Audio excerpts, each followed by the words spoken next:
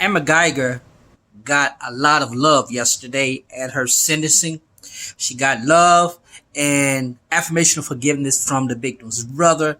She got love and affirmation of comfort from the judge. And now the judge is under scrutiny for another action. She gave Amber Guyger her personal Bible. Now, I when I think about this woman committed an egregious act against another human being, and while she put on a good show and displayed a sense of remorse, and I'm not questioning whether it was authentic or not, my whole problem now is with the affection that was getting given out to her. And I wonder for Judge Tammy, I wonder how much affection does she get out to other criminals who are black. And I'm just gonna be honest with you. This is what it boils down to. You have this white woman who says she feared for her life, and she committed this egregious crime, and having been found guilty and sentenced to a meager 10 years, she gets this emotional attachment from black folk. It's baffling to me.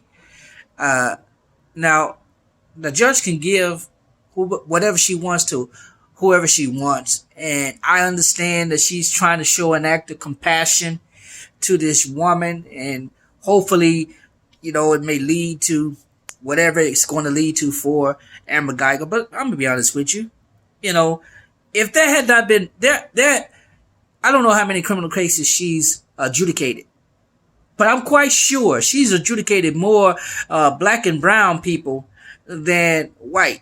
I'm quite sure of that, and I'm doubtful if she got if she did to them what she did to Amber Guyger. Perhaps it was the media attention. Perhaps she wanted to display her faith in action by showing and following the example of the victim's brother by saying, okay, if he can say he forgives her and love her, then I can do the same because I'm a good Christian, compassionate judge. Man, no.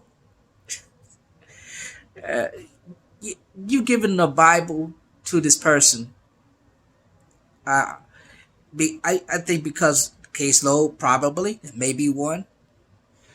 It could be she was trying to show that her courtroom is a different type of courtroom. But again, I'm just questioning, the attention that this case got and the black people involved displaying this emotion. It's somewhat baffling to me. And as a pastor, I got to tell you, I understand. I want to be able to express the sense of forgiveness. I want to be readily able to say, hey, this is my faith in action, but I don't want it to be on display. I don't want it to come across as me doing this because I just want to be seen doing it. And I think it was aside from the issues of separation of church and state, which is, I'm gonna put a link to the article that was just published today, as one group is seeking to bring, I don't know if it's suit against her or try to get her, they're bringing file some type of charge against her, a suit against her. But it's in the link below, and you can read it and get an understanding for yourself.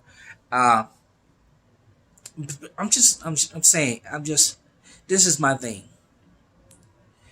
If she did that for Amber Guyger, this young white woman, has she done it for the black and brown men and women who have come before her in her courtroom? Has she given them a Bible?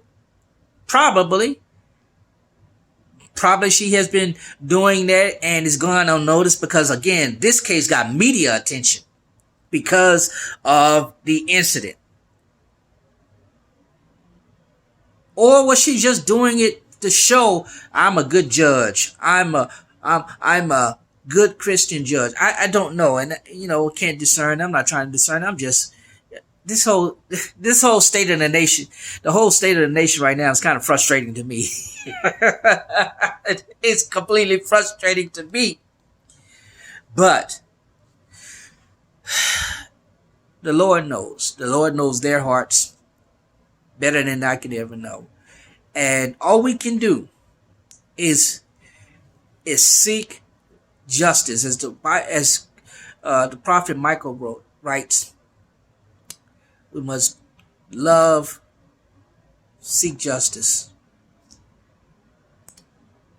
We must do that. And I completely misquoted it. Y'all know Micah 6:8. Y'all probably know it better than I do. It slipped my mind. I got ADHD, so love mercy, do justice, and walk humbly with your God. It's something like that. But either way, I'm telling you, we black folk, we got to do better, because white folk ain't giving. There are very few white judges who are as affectionate and empathetic and sympathetic to black and brown boys and girls, men and women who come before their courtrooms and stand before them guilty of crime. And some may express some remorse and some may not. And, it is what it is. We're going to adjudicate this case, and we're going to allow justice to be served, and we will not show empathy. We will not show sympathy, because that is not what the law is for. The law is and the role of the judge is to adjudicate guilt or innocence. And yes, the case was properly adjudicated. Yes, guilt was found. But it's become a sideshow. A sideshow to the demonstrations that went on, and the media is pushing this. Look how loving this family is. Look how loving this is a teachable moment for all of America. Look what he did. The mother made a statement and saying that, hey, you need to do this, you need to do that. And the chief of police for Dallas said, okay, we're going to look into it. We're going to follow through with the suggestions. And the father says, I want to, I love her. I want to hug her. I want to do all this. And the brother says this, and the judge does this action, and the bailiff does this action. But what about the black and brown men who have been in prison, who have been incarcerated for crimes that they did not commit, for crimes or misdemeanors, that they didn't have bail to get out, and so they're in jail, having not even been properly adjudicated. So that's my rant. That's my rant. Like this video, share your comments. I'd love to hear what you think about it. This is a very, very poor argument I'm presenting. I'm ranting. So, hey, leave a comment. What are your thoughts on that? Also, be sure to share this video on all your social media and subscribe if you have not done so. Subscribe to the channel and hit the bell so when we upload videos, you'll be able to see it and get notifications. Thank you so much for all your support. You guys have a wonderful day.